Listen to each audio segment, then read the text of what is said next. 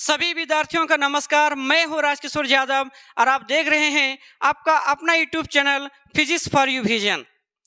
आपका पेपर 7 को है तब डरने की बात नहीं है, क्योंकि हमने 17 साल के क्वेश्चन को एनालिसिस करके आपके सामने लाए हैं। इसलिए वीडियो देखना ना भूले।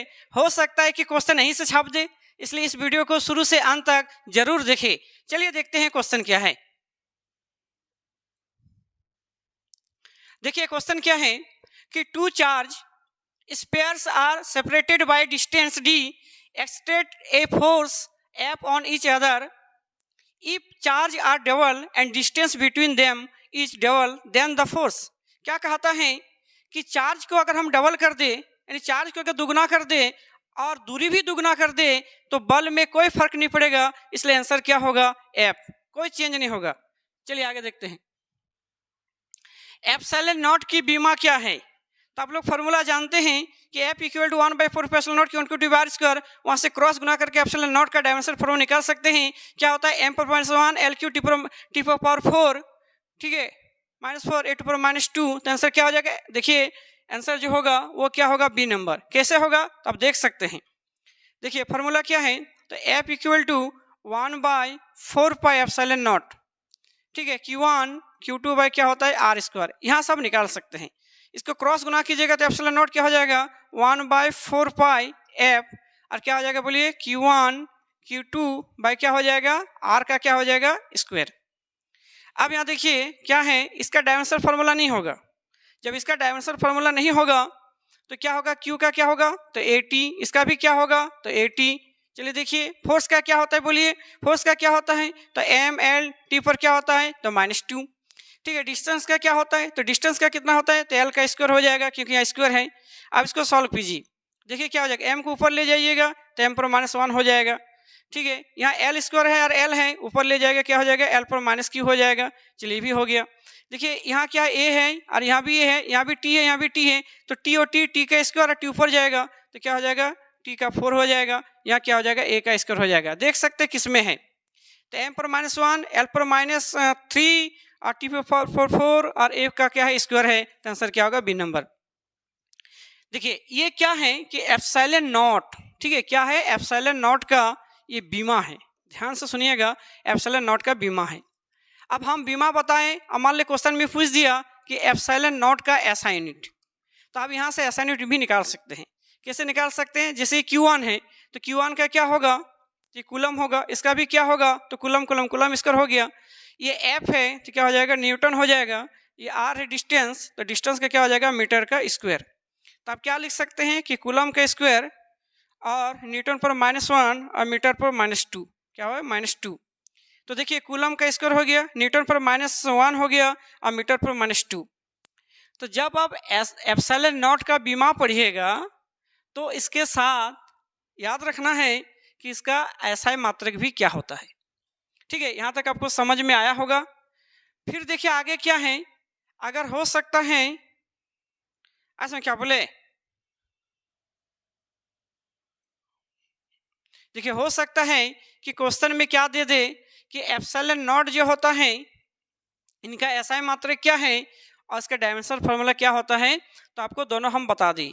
चलिए आगे देखते हैं। देखिए क्वेश्चन क्या है कि गॉस के स्थिर विद्युतिकी के नियम अनुसार, तो गॉस का नियम क्या होता है, ये थ्योरी में भी बहुत इंपॉर्टेंट क्वेश्चन है, इसलिए थ्योरी में भी इस क्वेश्चन को नहीं भूलना है कि गॉस का नियम क्या है। गॉस के नियम को लिखे तथा सिद्ध करे, ठीक है। तो गॉस का नियम क्या है, तो देखिए गॉस का नियम क्या है, फाई बराबर Q/ε0, ये गॉस का नियम है। इसको थ्योरी को भी पढ़ लेना इसका, ठीक है, थ्योरी भी पढ़ लेना है और जिसका ऑब्जेक्टिव है ये भी। तो क्या होगा आंसर, देखिए किस में है, देखिए फाई बराबर क्या है Q/ε0, तो आंसर क्या होगा C। चलिए आगे देखते हैं, ठीक है। अब यहाँ देखिए क्वेश्चन क्या है, देखिए कितने इंपॉर्टेंट क्वेश्चन है। 2 कूलम आवेश के लिए इलेक्ट्रॉन की संख्या है, the number of electrons of 2 Coulomb's of charge. तो देखिए 1 कूलम में कितना इलेक्ट्रॉन होता है, तो 2 कूलम में कितना होगा। तो यहाँ क्वेश्चन क्या है, ध्यान से देखिएगा, 1 इलेक्ट्रॉन का वैल्यू होता है 1.6 10⁻⁻ होता है 19 कूलम। जब 1 इलेक्ट्रॉन का वैल्यू इतना होता है तो ये जो वैल्यू है ये इलेक्ट्रॉन का सबसे कम मान है, तो अगर एग्जाम में पूछे कि अब तक पाए जाने वाले इलेक्ट्रॉन का सबसे कम मान कितना होता है, तब जवाब क्या दीजिएगा कि 1.6 10⁻19 कूलम। लेकिन अगर क्वेश्चन चेंज करें कि 1 कूलम में कितना होगा, मान लिया जाए क्वेश्चन दे दे 1 कूलम के लिए कितना होगा, तो 1 कूलम के लिए कितना हो जाएगा, तो देखिए 1 कूलम के लिए कितना हो जाएगा, तो 1/1.6 10 पर कितना हो जाएगा 19। इसको जब डिवाइड कीजिएगा तो 0.625 और 10 पर ऊपर जाएगा तो क्या होगा 19। इसको जब सॉल्व कीजिएगा, ठीक है, तो कितना हो जाएगा 6.25 इंटू 10 पर कितना हो जाएगा 18। तो इतना हो गया। तो 1 कूलम के लिए इतना हो गया। तो अगर एग्जाम में पूछे कि 1 कूलम के लिए कितना होगा, तो ये लिखिएगा। अगर मान लो 2 कूलम पूछे तो 2 से गुना कर दीजिएगा। जब इसको 2 से गुना कीजिएगा 6.25 2 से गुना कर दीजिएगा तो कितना हो जाएगा, देखो 0 5 और क्या हो जाएगा 12 1 2 1 2 यहाँ इतना हो जाएगा, यानी 1 2.5 और 10 पर कितना हो जाएगा 18। अगर पॉइंट यहाँ कीजिएगा तो एगो 10 बढ़ेगा, यानी आंसर क्या हो जाएगा 1.25 और एक यहाँ देखिए 18 है और यहाँ कुछ नहीं है तो 1 है, तो क्या हो जाएगा 10⁻19 ये आएगा। किस में है, तो देखिए बी नंबर में है, तो आंसर क्या होगा बी नंबर। तो यहाँ से 2 क्वेश्चन आपको सीखना है, 3 क्वेश्चन। 1 कूलम का मान कितना होता है ये भी क्लियर हो गया, 1 इलेक्ट्रॉन का वैल्यू कितना होता है ये भी क्लियर हो गया, तो 2 कूलम में कितना होगा ये भी क्लियर हो गया। अगर इसमें पूछे कि 1 कूलम में कितना ईएसयू होता है तो 3 × 10⁹ ईएसयू होता है। अगर आप इसका बड़ा मतलब क्या पूछे तो फैराडे होता है, छोटा मतलब क्या तो फ्रैंकलिन, ठीक है। तो ये सब थोड़ा सा ध्यान में रखिएगा, इस क्वेश्चन के साथ ये सब सारा पढ़ लेना है। चलिए आगे देखते हैं। देखिए क्वेश्चन क्या है, आर दूरी पर रखे गए समान परिमाण के 2 आवेश एक दूसरे पर F बल लगाते हैं। यदि आवेश आधा कर दिया जाए और उनके बीच की दूरी को दुगनी कर दी जाए तो प्रत्येक आवेश पर लगने वाला नया बल क्या होगा। देखिए अब यहाँ नया बल का मान जो होता है निकालना पड़ेगा, कितना होगा थोड़ा ध्यान से देखना है। क्या देखना है, तो सबसे पहले आप क्या लिखिएगा, इसमें कूलम्स लॉ लिखिएगा। देखिए F = क्या होता है 1/4πε0 और Q1 और Q2 क्या होता है R का स्क्वायर, ये फार्मूला लिखना है। उसके बाद आपको पढ़ना है, क्या पढ़ना है F' में ध्यान से देखिए क्या पढ़ना है कि R दूरी पर रखे गए समान परिमाण के 2 आवेश, ठीक है, F बल लगाते हैं। जब F बल लगाते हैं, ठीक है, जब F बल लगाते हैं तो यदि आवेश को आधे कर दिया जाए, यानी आवेश को हम लोग क्या कर देंगे आधा कर देंगे, ठीक है। यदि आवेश को आधे कर दिया जाए और उनके बीच की दूरी को दुगनी कर दी जाए तो प्रत्येक आवेश पर लगने वाला नया बल क्या होगा। देखिए अब मान लो F बल लगाते हैं, ठीक है, और डिस्टेंस कितना है तो R है। यदि आवेश आधा कर दिया जाए, मतलब आवेश को आधा कर दिया जाए, आवेश को आधा कर दिया जाए, उनके बीच की दूरी को दुगनी कर दी जाए तो क्या होगा। तो देखिए तो F' = 1/4πε0 यहाँ तक लिखिएगा। फिर आगे क्या है, उनके बीच की दूरी को दुगनी कर दी जाए, इसका जो दूरी है दुगनी कर देंगे और आवेश को आधा कर देंगे। चलिए आवेश को आधा करते हैं, मान लीजिए Q1 है इसको आधा कर दिए, ये Q2 है इसको भी क्या कर दिया आधा कर दिया जाए, और दूरी को क्या करेंगे, देखिए दूरी को दुगनी कर देंगे। तो दुगनी मतलब क्या हो जाएगा 2R का क्या हो जाएगा स्क्वायर। अब इसको देखिए क्या होगा 1/4πε0 और यहाँ क्या हो जाएगा कि Q1 और यहाँ क्या हो जाएगा Q2 बाय क्या हो जाएगा 4 और यहाँ क्या हो जाएगा 2R का स्क्वायर है तो क्या हो जाएगा 4R का स्क्वायर। अब क्या होगा देखिए यहाँ कुछ नहीं तो 1 है, ये जाएगा ऊपर, यहाँ नीचे रहेगा, तो इसको सॉल्व कीजिए। क्या हो जाएगा देखिए 1/4πε0 फिर क्या हो जाएगा Q1 Q2 बाय क्या हो जाएगा 4 और 4 गुना कीजिएगा तो क्या हो जाएगा 16R का स्क्वायर। अब देखिए 16 का स्क्वायर हो गया। अब ध्यान से देखिएगा क्या है 16, इसको हम ऐसे लिख सकते हैं, देखिए साइड में लिख रहे हैं कि 1/4πε0 हो गया। अब क्या लिखिएगा Q1 फिर लिखिएगा Q2 बाय क्या है R का स्क्वायर और नीचे कितना है यहाँ 16 है 16। अब यहाँ ध्यान से देखिए कि ये इसका वैल्यू कितना है, ध्यान से देखिए इसका वैल्यू कितना है, तो देखिए F है, तो क्या हम इसको हटा करके यहाँ से F लिख सकते हैं और नीचे कितना है 16, यानी F/16 किस में है तो F/16 किस में D नंबर। तो आपका आंसर क्या हो जाएगा, आपका आंसर क्या हो जाएगा, तो आपका आंसर क्या हो जाएगा D नंबर। ठीक है, तो आपको समझ में आया होगा कि F/16 इस टाइप से क्वेश्चन अगर कहीं भी चेंज करके दे तो आप बना सकते हैं, क्योंकि कूलम के नियम से क्वेश्चन हो सकता है कि चेंज करेगा, जैसे चेंज करेगा आप ऐसे करके बना सकते हैं। कभी दूरी को दुगुना कर दिया जाए, कभी आधा कर दिया जाए, ऐसे अगर बनाएगा तो आप इस तरह का फार्मूला से बनाकर निकाल सकते हैं। चलिए आगे देखते हैं। देखिए आगे क्वेश्चन क्या है, निम्नलिखित में से कौन सा विद्युत क्षेत्र की एसआई मात्रक है? Which one of the following is the SI unit of electric field? देखिए इलेक्ट्रिक फील्ड का एसआई मात्रक, तो इलेक्ट्रिक फील्ड का जो एसआई मात्रक होता है वो क्या होता है? एक तो n/c होता है और एक क्या होता है? तो एक होता है v/m। क्या दिया ऑप्शन? देखिए n/c दिया है तो आंसर क्या होगा? n/c होगा या v/m। देखिए n/c भी आपको देखना है और v/m भी देखना है, ठीक है, इसलिए दोनों को क्लियर कर लेना है। चलिए आगे देखते हैं। देखिए प्रति इकाई आवेश पर लगने वाले बल को कहा जाता है प्रति इकाई पर आवेश पर लगने वाला, ठीक है। तो ई का फॉर्मूला क्या होता है? ई बराबर क्या होता है? तो एफ बाई क्या होता है? Q not. तो एफ बाई क्यू नॉट जो होता है, यहाँ से ध्यान से देखिए, प्रति इकाई आवेश पर, तो आवेश हो गया, लगने वाले बल को क्या कहते हैं? तो विद्युत क्षेत्र की तीव्रता, यानी इलेक्ट्रिक फील्ड, विद्युत क्षेत्र की तीव्रता। आंसर क्या होगा? B number. चलिए आगे देखते हैं।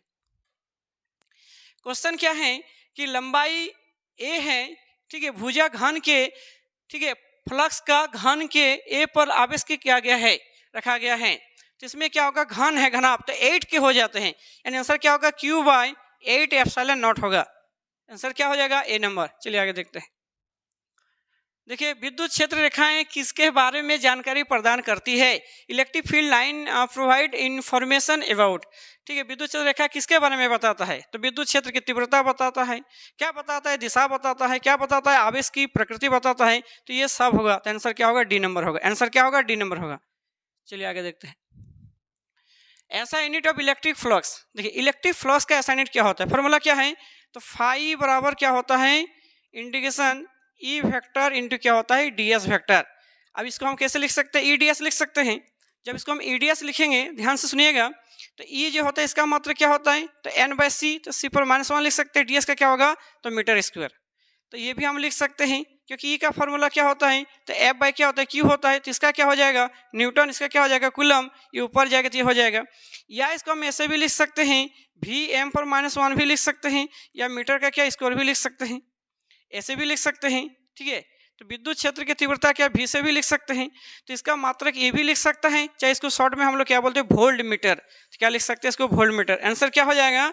देखिए आंसर क्या हो जाएगा? तो आंसर क्या हो जाएगा? Volt meter. इसलिए इसका आंसर क्या हो जाएगा? वोल्ट मीटर, ठीक है। वोल्ट मीटर क्या हो जाएगा? Volt meter. किसमें है वोल्ट मीटर? तो देखिए सी नंबर में है, तो आंसर क्या हो जाएगा? Volt meter. वोल्ट प्रति मीटर v/m, ठीक है, v/m। इसमें ऑप्शन देखिए कैसे दे दिया है कि विद्युत फ्लक्स, तो विद्युत फ्लक्स का जो मात्रक होता है वो क्या होता है? तो इस टाइप से क्वेश्चन बना देगा, तो आंसर क्या होगा? Volt meter.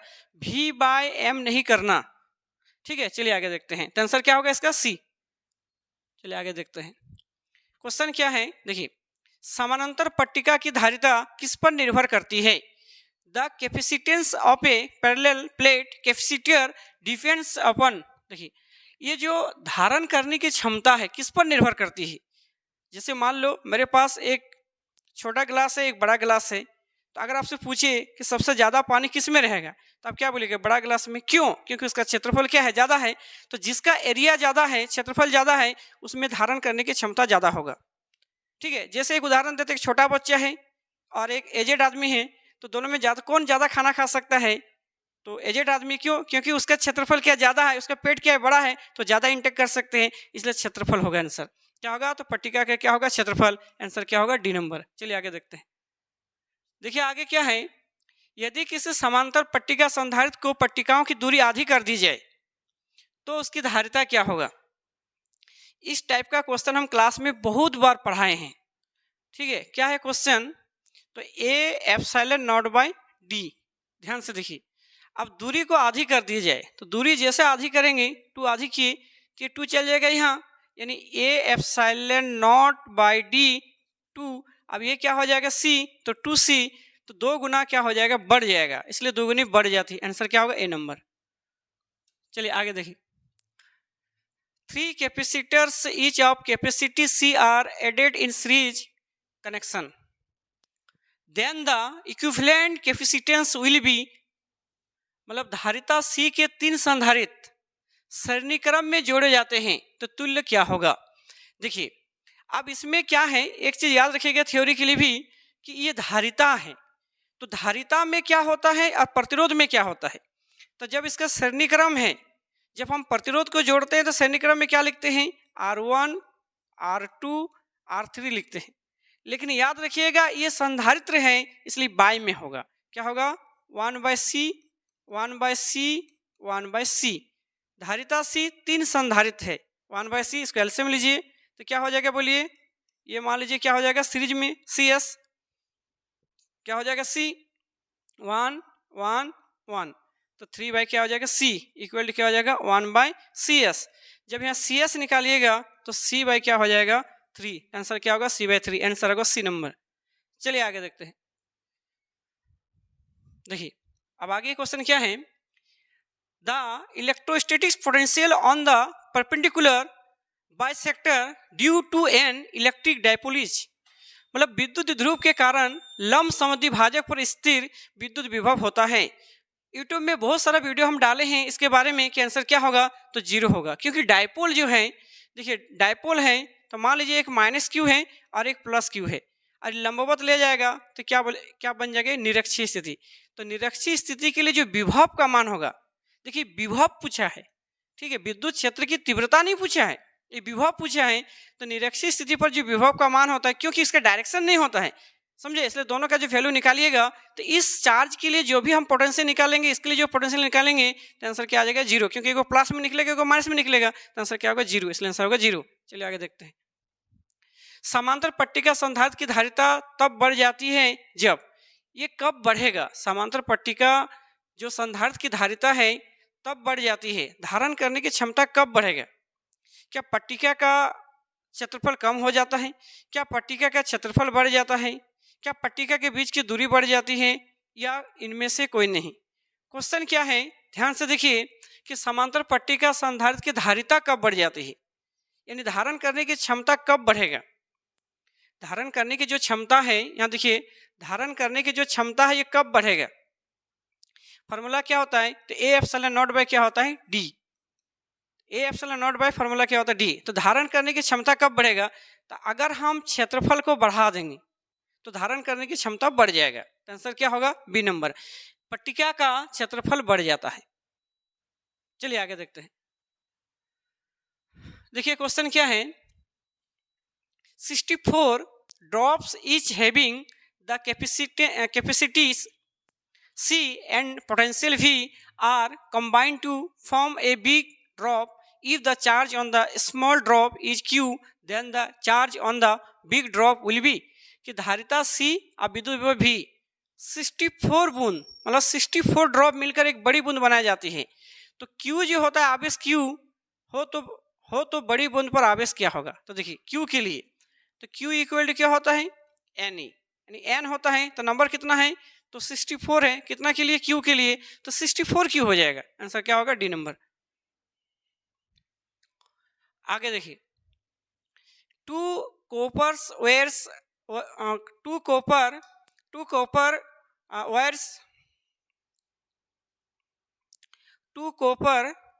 Wire of length L and 2L having radii R and 2R respectively, then ratio of their specific resistance is, मतलब दो जो है कॉपर का तार है जिसका लंबाई L है और 2L है, तो इसके तारों की त्रिज्या इतना है, तो प्रतिरोध का अनुपात क्या है। तो देखिए इसमें कि जो कॉपर है ना, तो ये जो इसका जो रेसिस्टिविटी है ये लंबाई पर निर्भर नहीं करता है, ठीक है, ये निर्भर नहीं करता है। तो इसका आंसर क्या होगा कि लंबाई कुछ भी हो लेकिन ये लंबाई पर डिपेंड नहीं करता है, तो ये क्या हो जाएगा, दोनों का जो रेसिस्टिविटी है वो सेम आएगा, इसलिए क्या हो जाएगा C नंबर हो जाएगा 1:1। चलिए आगे देखते हैं। देखिए किरचॉफ का लूप नियम किसके संरक्षण पर आधारित है, Kirchhoff's loop rule is based on conservation of, मतलब किरचॉफ का जो लूप है, तो किरचॉफ का जो लूप है वो ऊर्जा से रिलेटेड है, आंसर क्या होगा C नंबर। आगे देखिए क्वेश्चन क्या है, ठीक है, क्वेश्चन क्या है देखिए कि a charge particle has drift velocity 4.2 × 10⁻⁴ metre second का inverse in electric field of 2.1 × 10⁻10 V/m, its mobilities. देखिए इसमें क्या होता है कि म्यू बराबर क्या होता है प्रति एकांक विद्युत क्षेत्र, प्रति एकांक विद्युत क्षेत्र, तो प्रति एकांक विद्युत क्षेत्र और यहाँ क्या हो जाएगा VD।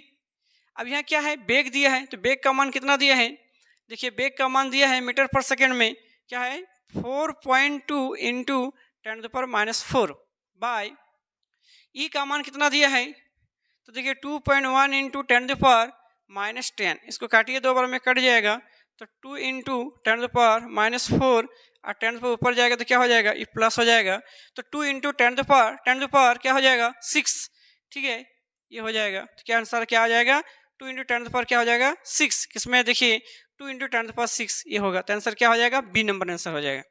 चलिए आगे देखते हैं। देखिए ये सारा क्वेश्चन इंपॉर्टेंट क्वेश्चन है, इसको देखिए ध्यान से। देखिए for a conductor the relation between current density J and the conductivity, ठीक है, एंड इलेक्ट्रिक फील्ड इंटेंसिटी क्या होगा कि इसके जो रेशियो होता है हम लोग थ्योरी में पढ़े हैं, J बराबर सिग्मा E, क्या होता है J बराबर सिग्मा E। ये थ्योरी के लिए भी इंपॉर्टेंट क्वेश्चन है, इसके जरूर पढ़ करके जाइएगा इस क्वेश्चन को। आंसर क्या होगा, J बराबर sigma E, B number answer होगा। देखिए आगे देखिए क्वेश्चन क्या है, एक तार में 1 माइक्रोएम्पियर धारा प्रवाहित होती है, यदि एक इलेक्ट्रॉन पर आवेश 1/10⁻⁻⁹ कूलम है, तो तार से प्रति सेकंड गुजरने वाले इलेक्ट्रॉन की संख्या। देखिए तो फॉर्मूला क्या होता है, Q इक्वल क्या होता है IT, Q इक्वल IT होता है, लेकिन हम लोग इसको कैसे बनाएंगे, देखिए यहाँ क्या होता है फॉर्मूला, Q बराबर क्या होता है NE, Q का फॉर्मूला क्या होता है IT NE प्रति सेकेंड, तो T नीचे रहेगा N, प्रति सेकेंड में इलेक्ट्रॉन संख्या T, तो I बाय क्या हो जाएगा E। अब यहाँ करंट का वैल्यू कितना है, देखिए तार में इतना करंट 1 है, तो 1 अब माइक्रो को चेंज करो 10⁻⁶ हो जाएगा, और इलेक्ट्रॉन का वैल्यू कितना दिया है 1.6 10 कितना होता है 19 कूलम। इसको डिवाइड कीजिए क्या हो जाएगा 0.625, इसको ऊपर ले जाएगा तो कितना हो जाएगा 10⁻⁻⁶ है ये, और 10 पर क्या हो जाएगा प्लस, यानी क्या हो जाएगा 0.625 और 10 पर कितना हो जाएगा 13, ठीक है, आंसर क्या हो जाएगा ए नंबर। आगे देखिए, देखिए क्वेश्चन क्या है कि ताप बढ़ने पर चालक का प्रतिरोध क्या होता है, ताप बढ़ने पर चालक का प्रतिरोध कितना होता है, ताप को अगर हम बढ़ाएंगे तो प्रतिरोध कितना होगा, तो ताप बढ़ाने से प्रतिरोध क्या होती है, बढ़ती है। सिर्फ प्रतिरोध नहीं बढ़ती है, प्रतिरोधकता भी बढ़ती है। इसलिए दोनों क्वेश्चन को देखना है कि अगर हम मान लीजिए कि ताप को बढ़ाते हैं तो चालक का प्रतिरोध बढ़ता है, प्रतिरोध के साथ साथ रेसिस्टिविटी भी उसका बढ़ता है, तो ताप बढ़ा तो प्रतिरोध बढ़ा, लेकिन याद रखिएगा चालकता कम होती है। अब विशिष्ट प्रतिरोध जो है जिसको हम रेसिस्टिविटी बोलते हैं वो भी क्या हो जाती है, बढ़ जाती है, तो ये आंसर क्या होगा, बढ़ती है। चलिए आगे देखते हैं। क्वेश्चन सब ध्यान से देखिएगा। विद्युत वाहक बल E और E2 इन दोनों के बीच जो रिलेशन है वो क्या है, E1 R2 E2 R2 R1 plus R2, तो आंसर क्या होगा ए नंबर। ये सेल का क्वेश्चन है, अब लोग को पढ़ाए हैं, थ्योरी में है। चलिए आगे देखिए क्वेश्चन क्या है कि प्रतिरोध R के एक समान तार को N, ठीक है N, ठीक है, क्या है क्वेश्चन, ध्यान से देखिए, n बराबर भागों में काटा जाता है, फिर इन भागों को एक दूसरे के समानांतर जोड़ दिया जाता है, तो संयोजन का तुल्य प्रतिरोध क्या होगा। ये क्लास में बहुत बार पढ़ाए हैं कि अगर n टुकड़ा के लिए कितना हो जाएगा, ठीक है, तो इसका आंसर क्या आया था, ठीक है R/n, आंसर क्या होगा R/n। चलिए आगे देखते हैं।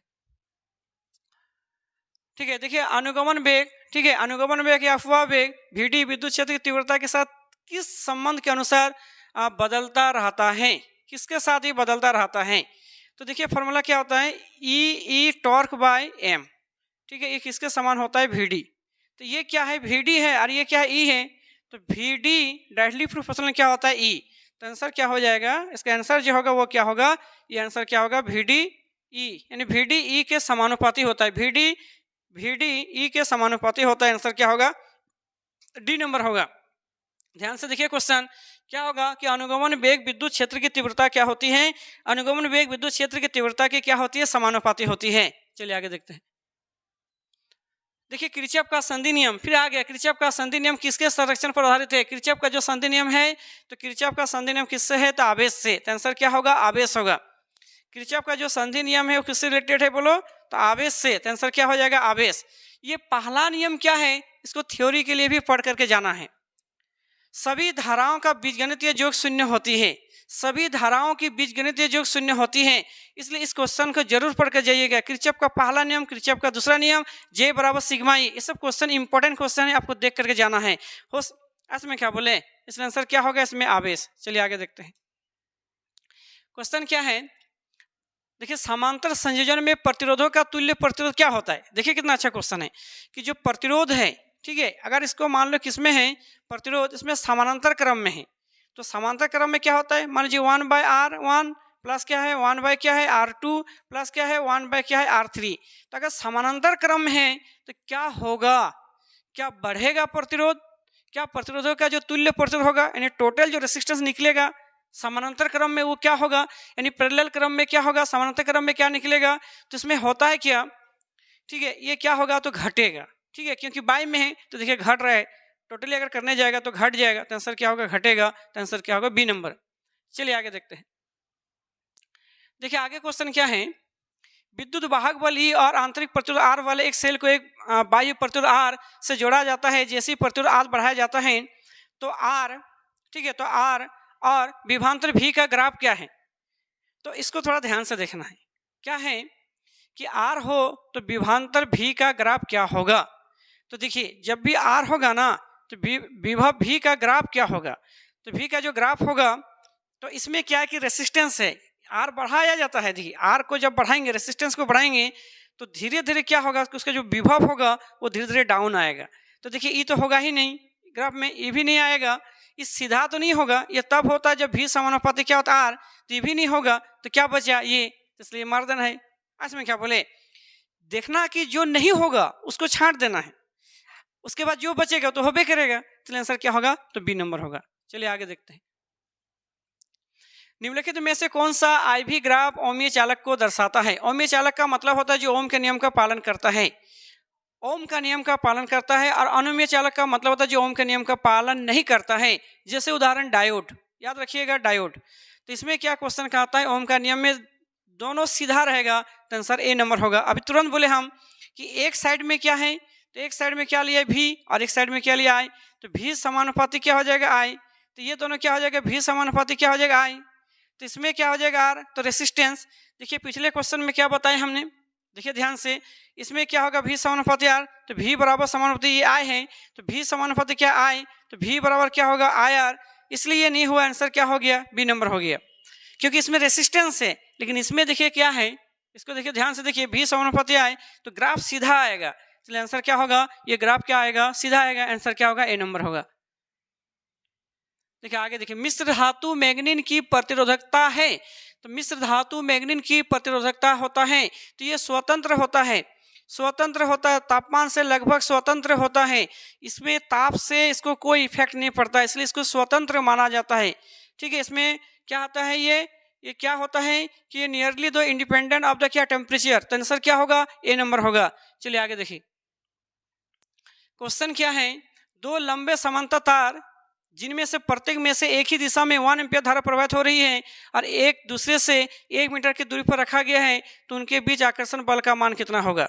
देखिए ये क्वेश्चन जो होता है बहुत इंपॉर्टेंट है, समझे, क्या बोले, इसको बनाना पड़ेगा। इसका फार्मूला क्या है, इसमें क्या बोले, इसका फार्मूला आपको देखना पड़ेगा कि μ0, ठीक है, I1 फिर क्या है I2 बाय क्या है 2πr। अब यहाँ से इसका वैल्यू, ठीक है, इसका वैल्यू जो आप निकाल सकते हैं, कैसे निकाल सकते हैं, देखिए इसका वैल्यू हम निकाल सकते हैं, μ0 है तो इसका मान कितना होता है कि μ0/4π, ठीक है, इंटू 10 पर क्या होता है -7 होता है।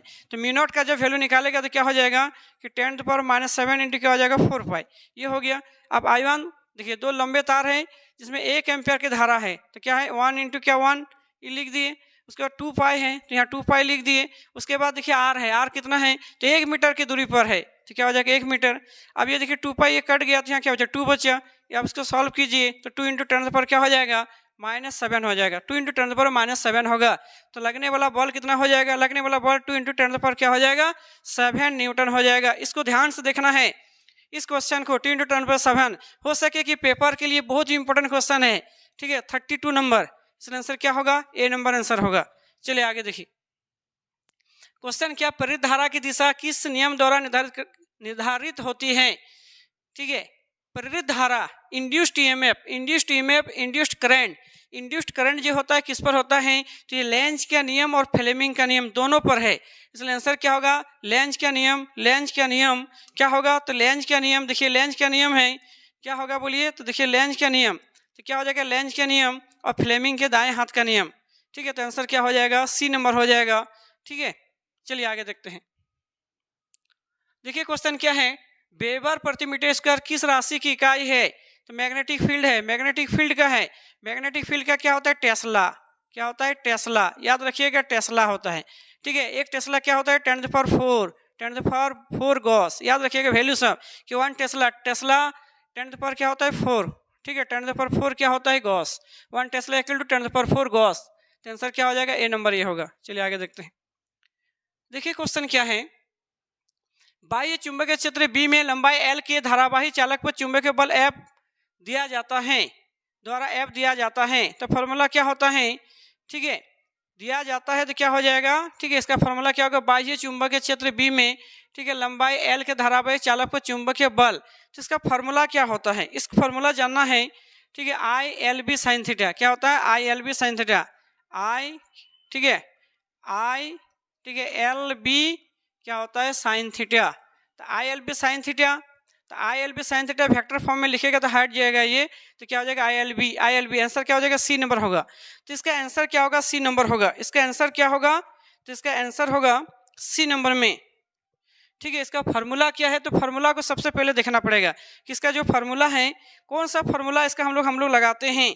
तो आई एल बी पढ़े होंगे हम लोग कि आई एल बी क्या पढ़े हैं, तो आई एल बी, ठीक है, आई क्या पढ़े हैं, क्या पढ़े हैं बोलो, आई एल बी क्या पढ़े हैं, साइन थीटा पढ़े हैं। तो I L B sine theta पढ़े हैं, वेक्टर फॉर्म में लिखिएगा। जब इसको वेक्टर फॉर्म में लिखा जाता है, ठीक है, तो ये हट जाएगा, समझे क्या बोले। तो आंसर क्या होगा, तो आंसर होगा सी नंबर। आंसर क्या होगा, सी नंबर। चलिए आगे देखते हैं।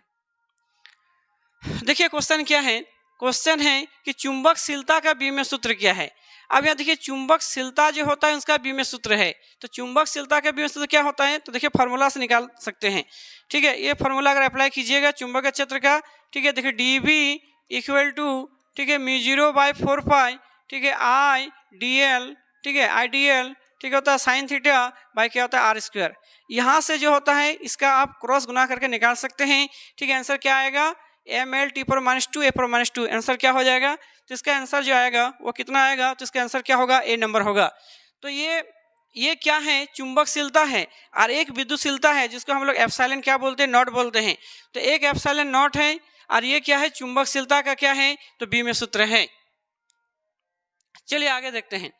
ठीक है, आगे क्वेश्चन क्या है, यदि चल कुंडल किलोमीटर में फेरों की संख्या बढ़ा दी जाए तो इसकी संवेदनशीलता क्या होगा। ठीक है, अगर मान लो बढ़ा दिया जाए, तो अगर बढ़ा दिया जाए तो क्या हो जाएगा। ठीक है, यदि चुंबकशीलता फेरों की संख्या अगर बढ़ा दिया जाए तो क्या हो जाएगा। ठीक है, यदि चल कुंडल किलोमीटर में फेरों की संख्या बढ़ा दिया जाए, यानी एन का मान अगर बढ़ा दिया जाए तो क्या होगा, तो बढ़ जाएगा। आंसर क्या होगा, तो बढ़ जाएगा। चलिए देखते हैं क्वेश्चन क्या है। ठीक है, क्वेश्चन क्या है, बाय-सावर्त के नियम के अनुसार किसी धारावाही अल्पांश के कारण किसी बिंदु पर चुंबकीय क्षेत्र अल्पांश से बिंदु की दूरी पर निर्भर करता है। तो यहाँ क्या है, बाय-सावर्त के नियम। क्या बोले बाय-सावर्त का जो नियम है वो क्या है, तो डी बी बराबर क्या है कि μ0/4π, ठीक है, आई डी एल, ठीक है, I D L sine theta by क्या होता है, तो आर का स्क्वायर है। तो देखिए इसको अगर कांस्टेंट मान लिया जाए तो क्या होगा, 1 क्या हो जाएगा, आर स्क्वायर। यानी आंसर क्या हो जाएगा, ठीक है, आंसर जो होगा ये क्या होगा, 1 क्या हो जाएगा, आर स्क्वायर। तो 1 क्या हो जाएगा, 1/r स्क्वायर। यानी आंसर क्या होगा, डी नंबर आंसर होगा। ठीक है, I D L sine theta by क्या होता है, आर स्क्वायर। तो आंसर क्या होगा, डी। चलिए आगे देखते हैं। लॉरेंज बल का व्यंजक है, तो लॉरेंज बल का व्यंजक कैसे निकालना है, तो विद्युत क्षेत्र और चुंबकीय क्षेत्र जब दोनों को जोड़ दीजिएगा तो आंसर आ जाएगा एफ क्या, Q vector V vector cross B vector. Answer क्या होगा, सी नंबर। ठीक है, विद्युत क्षेत्र का मान और चुंबकीय क्षेत्र दोनों को जोड़ दीजिएगा तो आंसर आ जाएगा। चलिए आगे देखिए, क्या एक धारावाही तार क्या उत्पन्न कर सकता है। देखिए कितना इंपॉर्टेंट क्वेश्चन है ये, मस्ट VBI है 2026। 7 को पेपर में हो सकता है कि यही छाप दिया है, 7 को पेपर में हो सकता है कि यही छाप दिया होगा। एक धारावाही तार क्या उत्पन्न करता है, एक धारावाही तार सिर्फ क्या उत्पन्न करता है, केवल चुंबकीय क्षेत्र। तो आंसर क्या होगा, चुंबकीय क्षेत्र। ये बहुत इंपॉर्टेंट क्वेश्चन है जो 7 तारीख को एग्जाम होगा, इस क्वेश्चन को याद करके जाइएगा एकदम। ठीक है, क्या है, केवल चुंबकीय क्षेत्र। चलिए आगे देखिए, देखिए क्या है, त्रिज्या आर वाले धारावाही वृत्ताकार लूप के केंद्र पर चुंबकीय क्षेत्र बी है। लूप के कारण चुंबकीय क्षेत्र क्या है, बी है। तो किसके समानुपाती, बी आर के क्या होता है, समानुपाती होता है। क्या होता है, μ0I n/r। तो बी आर के क्या होता है, समानुपाती होता है। तो आंसर क्या होगा, ए नंबर। आगे देखिए, एक गतिमान आवेशित कण एक समान चुंबकीय क्षेत्र से गुजरते समय किसी बल का अनुभव करता है, किसी बल का अनुभव नहीं करता है। ठीक है, क्वेश्चन क्या है कि नहीं करता है, कब अनुभव नहीं करेगा? तो किसी समय बल का अनुभव नहीं करता है चुंबकीय क्षेत्र से गुजरते हुए। तो बल का जो फार्मूला होता है वो क्या होता है? फार्मूला साइन थीटा में आएगा। तो क्या होगा? Sine sine zero zero, sine zero का मान जीरो। तो जीरो कब होगा? थीटा का मान जीरो कब होगा? जब समानांतर होगा। किसी में समांतर, हाँ देखिए समानांतर, आंसर क्या होगा? B number. चलिए आगे देखिए, एक गतिमान आवेश उत्पन्न करता है। देखिए, एक गतिमान आवेश उत्पन्न करता है, एक गतिमान आवेश। देखिए दो क्वेश्चन है, ध्यान से देखिए। एक क्वेश्चन अभी क्या पढ़े हम लोग? देखिए एक क्वेश्चन क्या पढ़े? एक क्वेश्चन अभी तुरंत पढ़े। ठीक है, एक धारावाही तार। तो जब धारावाही तार होगा, देखिए तार धारावाही तार होगा तो उसमें क्या होगा? धारावाही तार में क्या होगा? सिर्फ चुंबकीय क्षेत्र होगा। और एक क्वेश्चन क्या है? देखिए अभी क्या है, क्या है क्वेश्चन? क्या है? देखिए क्वेश्चन क्या है यहाँ? क्वेश्चन क्या है? एक गतिमान आवेश क्या कर सकता है? तो एक गतिमान आवेश क्या कर सकता है? जब आवेश गतिमान आवेश, तो इसमें क्या होगा? विद्युत क्षेत्र चुंबकीय क्षेत्र दोनों होगा, आंसर सी। तो ये दो क्वेश्चन है, ध्यान देना, ध्यान से सुनना इस क्वेश्चन को। ठीक है, एक क्या है? एक गतिमान है, गतिमान आवेश है। तो आवेश अगर गति कर रहा है तो विद्युत क्षेत्र और चुंबकीय क्षेत्र दोनों होगा। और इसमें क्या है कि अगर कोई धारावाही तार है, ठीक है, कोई धारावाही क्या है? तार है। तो धारावाही तार में क्या करेगा? जो ऑस्टेट ने एक्सपेरिमेंट करके बताया था, केवल चुंबकीय क्षेत्र उत्पन्न होता है। तो ऑस्टेट का जो एक्सपेरिमेंट होता है, उस एक्सपेरिमेंट से हम लोग क्या जानते हैं कि उसमें क्या है कि सिर्फ चुंबकीय क्षेत्र होगा। इस दोनों क्वेश्चन को, दोनों में डिफरेंस देखिएगा। वो आवेश वाला है और वो गतिमान है। ठीक है, दोनों क्वेश्चन को ध्यान से देख करके जाइएगा। अब आगे देखिए, चलिए आगे देखते हैं। आगे क्या है? एक अल्फा कण चुंबकीय क्षेत्र के समानांतर चल रहा है, इस पर लगने वाला बल क्या होगा? देखिए अल्फा कण है, चुंबकीय क्षेत्र के समानांतर चल रहा है, इस पर लगने वाला, ठीक है, बल का मान क्या होगा? इसमें बल का मान क्या होगा? समानांतर चल रहा है तो इसमें जीरो हो जाएगा। ठीक है, आंसर क्या होगा? जीरो। चलिए आगे देखिए। ठीक है, देखिए एक न्यूमेरिकल्स यहाँ आ गया। फिर एक प्रोटॉन 5 टेस्ला के एक समान चुंबकीय क्षेत्र में वेग 4 × 10⁷, ठीक है, 7 मीटर पर सेकंड से क्षेत्र के लंबवत प्रवेश करता है, तो प्रोटॉन पर लगने वाला चुंबकीय बल का मान क्या होगा? तो चुंबकीय बल का फॉर्मूला क्या होता है? किसमें प्रवेश करता है? देखिए लंबवत प्रवेश करता है। तो क्या होता है इसका फार्मूला? फार्मूला को पहले देखिए, क्या है इनका फार्मूला? ठीक है, इसका फार्मूला क्या होता है? चुंबकीय बल, तो क्यू वी बी क्या है? Sine theta. ठीक है, चुंबकीय बल जो होता है क्या है? क्यू वी बी क्या है? Sine theta. तो यहाँ क्या है? क्यू और वी बी और साइन कितना डिग्री हो जाएगा? 90। साइन 90 का मान क्या हो गया? 1, खत्म हो गया। क्या बचा? Q V B. इसका वैल्यू पुट कर दो, आंसर आ जाएगा। ठीक है, क्या होगा देख सकते हैं। क्यू का मान क्या है? क्यू का मान क्या है? जिसमें क्या होता है? क्यू का मान 5 टेस्ला चुंबकीय क्षेत्र है। ठीक है, वेग इतना दिया है, वेग भी हमको चुंबकीय क्षेत्र में 4 × 10⁷, ठीक है, मीटर पर सेकेंड वेग भी मिल गया। ठीक है, अब क्या मिला? क्यू। तो इलेक्ट्रॉन का मान देखिए, तो 1.6 10 पर कितना हो जाएगा? 19। ये हो गया। वेग कितना है? तो क्या हो जाएगा? 4 × 10⁷। चलिए बी कितना है? तो 5 टेस्ला। अब इसको सॉल्व कीजिए, ये 5 को 4 के साथ इंटू कीजिए तो 20 हो जाएगा। 20 गुना कीजिए 32, यानी 32 हो गया, पॉइंट इधर चल गया। और 10th पर क्या हो जाएगा यहाँ? 10th पर क्या हो जाएगा यहाँ?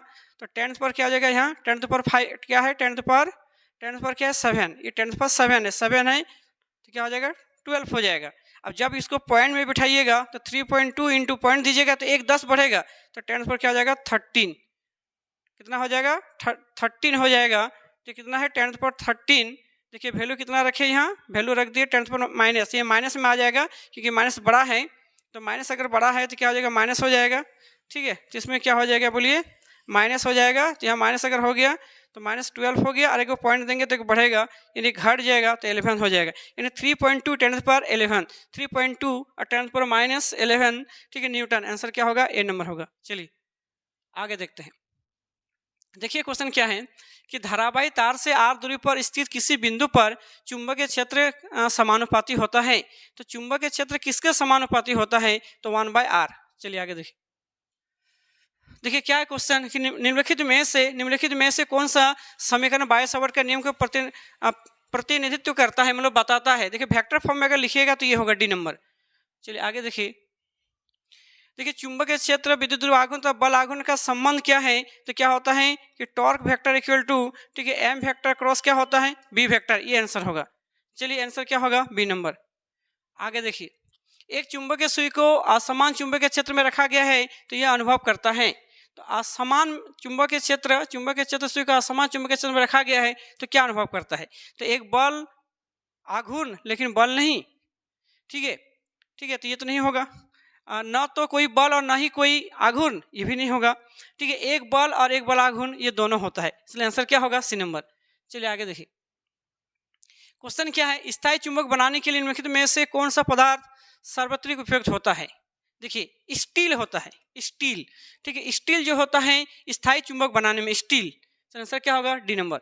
चलिए आगे देखिए, निम्नलिखित में से किसके लिए चुंबक की सुग्राह्यता ऋणात्मक होता है। देखिए ऋणात्मक मतलब जो जीरो से भी कम आ जाए और नेगेटिव में, तो देखिए लोहा का तो पॉजिटिव में आता है, नेगेटिव, तो इसके साथ ये नहीं होगा, इसमें भी ये भी नहीं होगा, ये भी नहीं होगा। जो माइनस में आता है जैसे गोल्ड है, गोल्ड प्रति चुंबकीय पदार्थ, डाई मैग्नेटिक मटेरियल, ठीक है, अगर कोई गोल्ड को अगर मैग्नेट के पास ले जाइएगा, ठीक है, तो उसको खींचेगा नहीं, दूर भगा देगा, इसलिए क्या होगा, इनका क्या होता है, माइनस में आता है, आंसर क्या होगा, डी नंबर। चलिए देखते हैं क्वेश्चन क्या है। देखिए निम्नलिखित में से अनुचुंबकीय पदार्थ हैं, तो अनुचुंबकीय पदार्थ जो क्या है, तो देखिए एल्युमिनियम है, क्या है, एल्युमिनियम है। चलिए आगे देखते हैं। देखिए क्वेश्चन क्या है कि प्रेरित धारा की दिशा निर्धारित होती है, तो प्रेरित धारा की दिशा निर्धारित करती है तो कौन करता है, लेंज का नियम, फ्लेमिंग के दाएं हाथ के नियम, ठीक है, लेंज के नियम से और फ्लेमिंग के दाएं हाथ के नियम दोनों, तो आंसर क्या होगा, सी नंबर, ठीक है, तो आंसर क्या हो जाएगा, सी नंबर, लेंज के नियम से और फ्लेमिंग के दाएं हाथ के नियम, ये दोनों होगा प्रेरित धारा की दिशा। चलिए आगे देखिए, ठीक है, क्वेश्चन क्या है कि वेबर मीटर स्क्वायर मात्रक है। देखिए वेबर मीटर स्क्वायर मात्रक है, देखिए क्वेश्चन दे दिया है कि वेबर प्रति मीटर स्क्वायर, देखिए क्वेश्चन डबल 2 बार दे दिया है, ठीक है, क्या होगा आंसर, तो अभी तुरंत पढ़े, ठीक है, ए नंबर होगा। चलिए आगे देखिए, ठीक है, क्वेश्चन क्या है, देखिए अनुप्रस्थ काट के क्षेत्रफल ए के एन फेरो वाली कुंडली से संबद्ध चुंबकीय फ्लक्स जब इसका तल क्षेत्रफल बी के समानांतर होता है तो क्या होगा आंसर, तो आंसर होगा 0, ठीक है, आंसर क्या होगा, 0 आंसर होगा। चलिए आगे देखिए, ठीक है, यदि प्राथमिक कुंडली एवं द्वितीय कुंडली फेरों की संख्या प्रत्येक में 2 गुना बढ़ा दिया जाए तो क्या होगा, अगर 2 गुना हम बढ़ा देंगे, कुंडली में फेरों की संख्या प्रत्येक में 2 गुना बढ़ा दिया जाए तो क्या हो जाएगा, 4 गुना, यानी बिकॉम्स 4 टाइम, आंसर क्या होगा, ए नंबर। चलिए आगे देखिए, देखिए म्यूचुअल इंडक्शन का जो है बी में सूत्र क्या होगा, तो म्यूचुअल इंडक्शन का जो बी में सूत्र होता है क्या होता है, तो एम एल स्क्वायर टी पर -2 ए पर -2, इनका क्या होता है, इसका फार्मूला से आप निकाल भी सकते हैं, ठीक है, तो आंसर क्या हो जाएगा, एम एल स्क्वायर टी पर -2 ए पर माइनस क्या हो जाएगा 2, आंसर क्या होगा, ए नंबर। इसका फार्मूला से निकाल करके भी आप देख सकते हैं, ठीक है। इसका ऐसा मात्रा क्या होता है, तो इसका ऐसा मात्रा क्या होता है, तो हेनरी होता है, हेनरी, ठीक है, इसका ऐसा मात्रा क्या होता है, तो हेनरी होता है, ठीक है, हेनरी होता है, इसका ऐसा मात्रा क्या होता है, तो हेनरी होता है। स्वप्रेरण और अन्य प्रेरण दोनों का ऐसा मात्रा क्या होता है, हेनरी, डायमेंशन फार्मूला भी क्या होता है, सेम होता है, तो ऐसा मात्रा का बीमा दोनों का सेम होता है, लेकिन याद रखिएगा थ्योरी के लिए बहुत इंपॉर्टेंट क्वेश्चन है, स्वप्रेरण और अन्य प्रेरण जिसको कहते हैं self induction and mutual induction, दोनों को पढ़ कर जाना है आपको, ठीक है, सेल्फ इंडक्शन और म्यूचुअल इंडक्शन दोनों का पढ़ करके जाइएगा, दोनों क्वेश्चन बहुत ही ज्यादा इंपॉर्टेंट क्वेश्चन है। चलिए आगे देखते हैं। देखिए विद्युत चुंबकीय प्रेरण की खोज किसने किया था, तो विद्युत चुंबकीय प्रेरण की खोज किसने किया था, तो फैराडे ने किया था। किसने किया था, फैराडे। विद्युत चुंबकीय प्रेरण का खोज किसने किया था, तो विद्युत चुंबकीय प्रेरण की खोज किसने किया था, फैराडे, ठीक है। अब फैराडे का 2 नियम, फैराडे का 2 नियम, फैराडे का पहला नियम और फैराडे का दूसरा नियम और लेंज का नियम, ये क्वेश्चन आपको थ्योरी में भी पढ़ लेना है, ठीक है। फैराडे का नियम याद रखिएगा, फैराडे का नियम बहुत इंपॉर्टेंट क्वेश्चन है, और साथ में ट्रांसफार्मर, ठीक है, और एक लेंज का नियम, और लेंज का नियम ऊर्जा संरक्षण नियम का पालन करता है, और साथ में स्वप्रेरण और अन्य प्रेरण, ये सब पढ़ करके आपको थ्योरी में भी जाना है। देखिए यहाँ क्वेश्चन दिया, एमसीक्यू भी क्वेश्चन देख लिए कि फैराडे हुआ। चलिए आगे देखते हैं, ठीक है। विद्युत चुंबकीय प्रेरण में प्रेरित विद्युत वाहक बल स्वतंत्र होता है, तो देखिए स्वतंत्र होता है, ये स्वतंत्र कब होगा, जब रेसिस्टेंस रहेगा तभी जाकर क्या हो जाएगा, ये स्वतंत्र हो जाएगा, तो आंसर क्या होगा, डी नंबर। आगे देखिए लेंज का नियम निम्नलिखित में से अनुसार होता है, तो ऊर्जा संरक्षण का नियम, देखिए आंसर क्या होगा, बी नंबर। देखिए स्वप्रेरण का मात्रक देखिए आया हेनरी, देखिए हेनरी, सी नंबर हो गया। क्वेश्चन क्या, एलसीआर परिपथ में ऊर्जा की क्षति होती है। तो देखिए ऊर्जा की क्षति होती है, किसमें ऊर्जा की क्षति होती है, तो ऊर्जा की क्षति किसमें होता है, सिर्फ जब रेसिस्टेंस लगाएंगे, प्रतिरोध लगाएंगे तो क्या हो जाएगा, ऐसे परिपथ में ऊर्जा की क्षय होगा। आगे देखिए, प्रत्यावर्ती धारा का शिखर आई नॉट मान है, इसका मूल माध्य वर्ग मान क्या होता है, तो क्या होता है आई नॉट बाय क्या होता है √2 होता है। आंसर क्या होगा, तो आंसर क्या होगा I naught by √2, I naught by √2, I naught by √2, answer क्या होगा ए नंबर होगा। देखिए आगे देखिए, ये बहुत इंपॉर्टेंट क्वेश्चन है। इस क्वेश्चन को देखिए 64 वाला, एक 100 ओम प्रतिरोध और 220 वोल्ट 50 एचजेड की एसी सप्लाई से जोड़ा जाता है, तो परिपथ में धारा मूल माध्य वर्ग का मान होता है। क्या होगा आंसर, क्या आंसर आएगा कि धारा का मान जो होगा वो क्या होगा, तो इसको आप निकाल भी सकते हैं फॉर्मूला से। माध्य मान जो होता है तो V इक्वल क्या होता है IR लिखते हैं, ठीक है। तो क्या हो जाएगा, यहाँ से I निकालेंगे तो क्या हो जाएगा V बाई क्या हो जाएगा R, ठीक है। V का मान कितना है, देखिए V का मान कितना है 220, R कितना है, रेसिस्टेंस कितना है 100, तो यहाँ लिखिएगा कितना 100। अब क्या करना है, इसको काट दीजिएगा, इसको काटिएगा तो 2.2, तो 2.2 क्या हो जाएगा एम्पियर। मिली एम्पियर नहीं कर देना, क्योंकि ये SI यूनिट में है, इसलिए गलती से भी नहीं करना है। देखिए दोनों का सेम वैल्यू दे दिया है 2.2, इसलिए ये नहीं लिख देना है।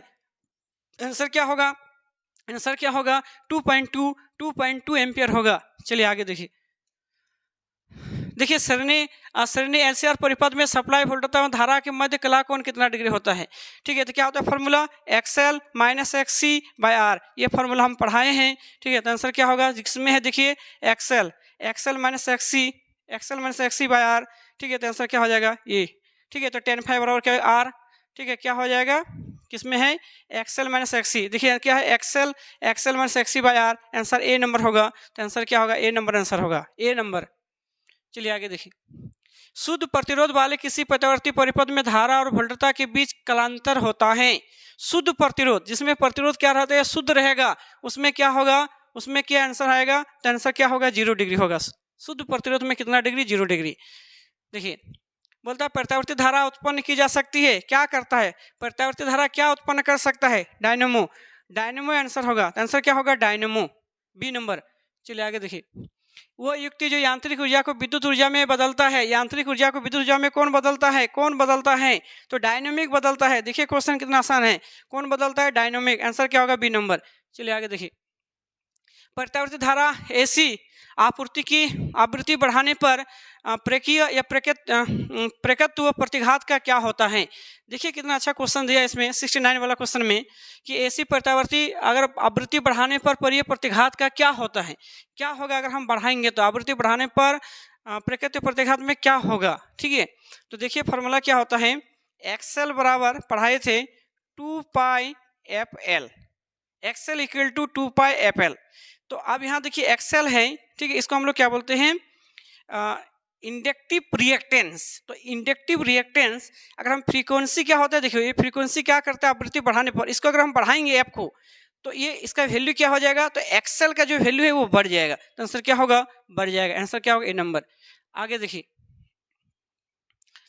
ठीक है, आगे देखिए, किसी ट्रांसफार्मर की प्राथमिक कुंडली में फेरों की संख्या इतना तथा द्वितीय कुंडली में फेरों की संख्या इतना, यदि 240 वोल्ट एसी प्राथमिक कुंडली पर लागू होता है तो द्वितीय कुंडली से निर्गत होगा।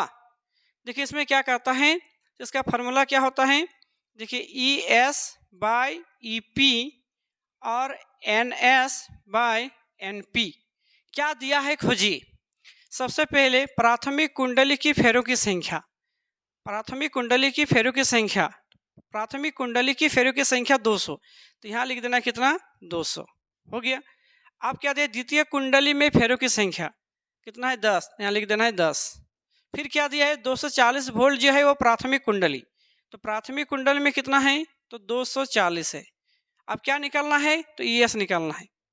क्या होगा, 0 को काटिएगा, इस 0 को काटिएगा, 2 को इसके साथ काटिएगा तो 12 होगा। तो ES का मान कितना आया, तो ES का जो मान आया वो 12 वोल्ट, आंसर क्या होगा 12 वोल्ट, क्या होगा बी नंबर। चलिए आगे देखते हैं।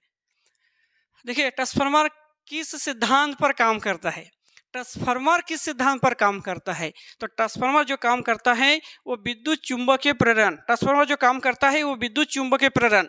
ट्रांसफार्मर काम करता है विद्युत चुंबकीय प्रेरण या म्यूचुअल इंडक्शन या अन्य प्रेरण। तो अगर मान लो कि म्यूचुअल इंडक्शन ना दे तो हो सकता है कि दे देगा विद्युत चुंबकीय प्रेरण, इसलिए म्यूचुअल इंडक्शन भी देखना है इसमें क्या बोले। और इसके साथ एक चीज और जान लेना है, क्या क्या आंसर होगा कि इसमें विद्युत चुंबकीय प्रेरण। तो अगर ऑप्शन में देगा कि विद्युत चुंबकीय प्रेरण, क्या देगा विद्युत चुंबकीय प्रेरण या क्या देगा म्यूचुअल इंडक्शन, दोनों देख लेना है। चलिए आगे देखते हैं। आगे क्या है, एक एसी स्रोत से बहने वाली तात्कालिक धारा इतना है तो विद्युत धारा का मान आरएमएस में ज्ञात कीजिए। तो I0/√2 फार्मूला को लगाइएगा और इसको सॉल्व कीजिएगा तो आ जाएगा कितना, इतना, ठीक है, 3.53 एम्पियर आ जाता है। ठीक है, आगे देखिए, एक विद्युत चुंबकीय तरंग में ऊर्जा क्या होती है? तो विद्युत चुंबकीय तरंग में क्या होता है कि विद्युत क्षेत्र चुंबकीय क्षेत्र को दोनों बराबर में विभाजित करेगा। तो आंसर क्या होगा, यहाँ देखिए क्या होगा, क्या होगा, पहला ऑप्शन क्या है कि केवल विद्युत क्षेत्र वेक्टर द्वारा, तो ये नहीं होगा। बी नंबर केवल चुंबकीय क्षेत्र के द्वारा, तो ये भी नहीं होगा। क्या होगा, विद्युत क्षेत्र चुंबकीय क्षेत्र के बीच समान रूप से विभाजित होती है, आंसर सी नंबर होगा। चलिए आगे देखिए क्या है। ठीक है, कोहरे में फोटोग्राफी के लिए प्रयुक्त होती है। कोहरे में, तो कोहरे में फोटोग्राफी के लिए क्या होता है? तो कोहरे में फोटोग्राफी के लिए प्रयुक्त होती है तो अवरक्त किरणें, आंसर क्या होगा, बी नंबर। ठीक है, निम्न में से किस विद्युत चुंबकीय तरंग की आवृत्ति महत्तम होती है? सबसे ज्यादा आवृत्ति किसका होता है? यहाँ से क्वेश्चन थोड़ा ध्यान से देखना, यूनिट 5 से क्वेश्चन है कि सबसे जो इम्पोर्टेंट क्वेश्चन है यूनिट 5 तक, इसमें क्या है, यूनिट 5 में सबसे ज्यादा आवृत्ति। तो आवृत्ति में सबसे ज्यादा क्या होता है, देखिए आवृत्ति में सबसे ज्यादा किसका होता है, तो गामा का। गामा जो होता है, गामा का आवृत्ति सबसे ज्यादा होता है। और सबसे कम किसका होता है, तो रेडियो का। और लैम्डा में सबसे ज्यादा किसका होता है, तो गामा का। लैम्डा में सबसे ज्यादा किसका होता है, तो गामा का। और सबसे कम किसका होता है, तो रेडियो का। असल में ये सबसे क्या होता है, इधर क्या होता है कि आवृत्ति का है और ये किसका है, तरंगदैर्घ्य का है। इसको ध्यान में रखिएगा। अगर एक को पता चल गया कि आवृत्ति का सबसे ज्यादा किसका होता है, तो गामा का, उस हिसाब से सबको कर लीजिएगा कि अगर गामा का सबसे ज्यादा आवृत्ति है मान लिया जाए तो सबसे कम किसका होगा, रेडियो का। तो लैम्डा का क्या होगा, लैम्डा का क्या होगा, तो लैम्डा किसका, जस्ट उल्टा कर दीजिएगा। चलिए आगे देखते हैं।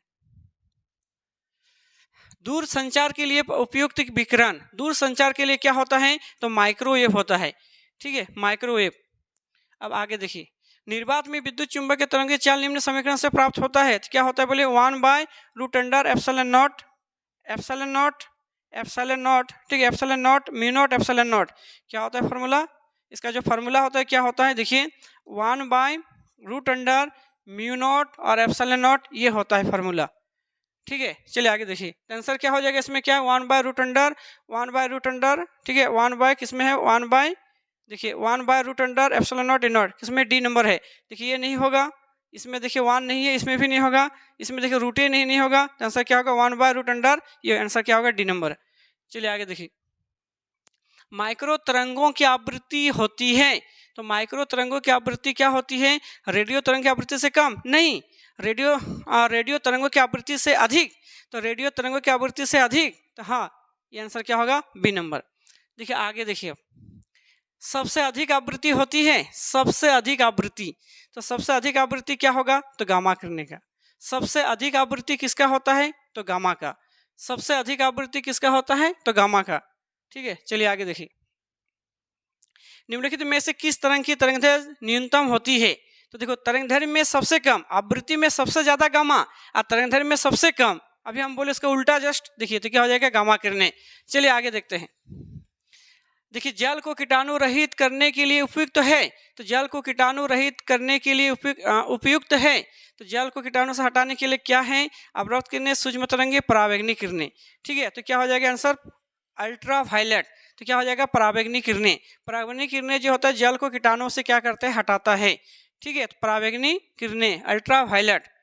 ठीक है, अब देखिए आगे, देखिए इसके साथ जो होता है ये कंप्लीट किए हमने, ये पार्ट 1 है। ठीक है, जितना पता है ये पार्ट 1 है, और कल का वीडियो में हम लोग लाएंगे पार्ट 2। यानी अभी क्या है, यूनिट 1 से लेकर के यूनिट 5 तक जितना इंपॉर्टेंट क्वेश्चन था हमने सारे इंपॉर्टेंट क्वेश्चन को आपके सामने लाए, बताएं, और ये बहुत सोच समझ के क्वेश्चन को हमने तैयार किए थे। इसलिए ये पार्ट 1 का वीडियो है, और पार्ट 2 का वीडियो जो होता है कल अपलोड कर दिया जाएगा।